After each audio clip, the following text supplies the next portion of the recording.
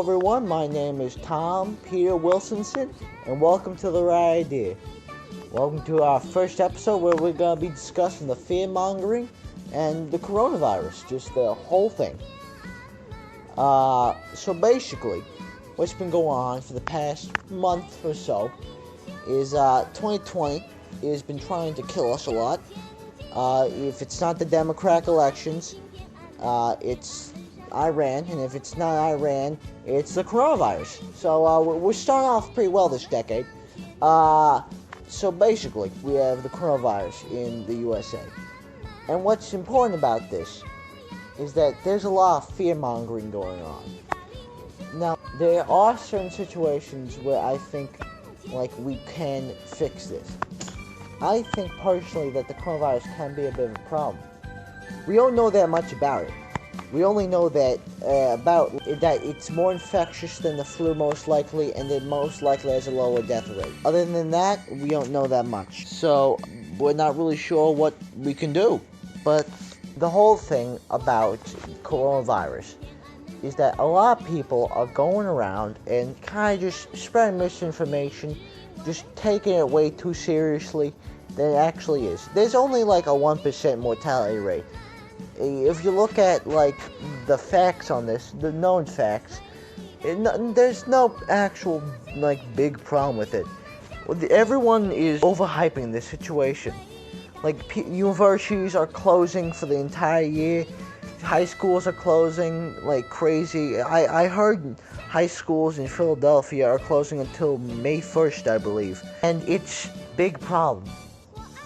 And, yes, there are areas that are in some danger. I do believe that. There's the New York, California, I believe Texas. But the extent of this situation is that there's a lot of misinformation, fear-mongering, and just straight up, in some cases, propaganda. If you look at, both sides are kind of wrong in this situation. With the Republican side, they're saying that our open borders are a big problem, and the Democrats are going around saying, oh, this is Trump's fault. This is why, he's not doing enough to keep our country safe from the coronavirus. And all I have to say to both of these people is that I'm not really sure what they expect, personally. Our entire country is at a standstill, politically at least, on this. And I'm gonna be honest with you, with Trump at least, he's doing enough, I feel like. I feel like he can do a little bit more, but he's doing enough. I think he can do 5% more. The extent of this situation is that we're going too far, okay? The coronavirus has a mortality rate of, I believe, 1%. But that's the main problem with the coronavirus, and here's what I feel like. We don't know that much about it. We know they don't know the mortality rate, we don't even know that much about the infectivity. All we really know is that it's a virus, and it's most likely less deadly. I heard on the news a few days back that it's more deadlier than the flu. But it's 10 times more deadlier, which I guarantee you it's not. I ain't no doctor, but I can tell you it's not, because there's 2,000 infectees in New York, and I think 3 died. So that's one thing.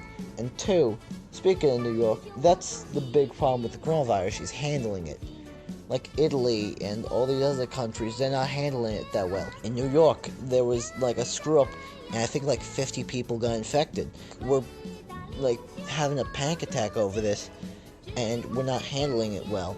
What we really need to do is try and find a vaccine or medication. That's what we really gotta do. We gotta find a vaccine, gotta find some kind of cure, and then we'll most likely be good. I feel like by the time of July, this will probably all be a distant memory, for America at least. For other countries, I don't know. Italy seems kind of fucked over because they handled this so terribly. In this situation, at least, what we need to do is we need to learn what the coronavirus is doing. And I don't believe we're doing that.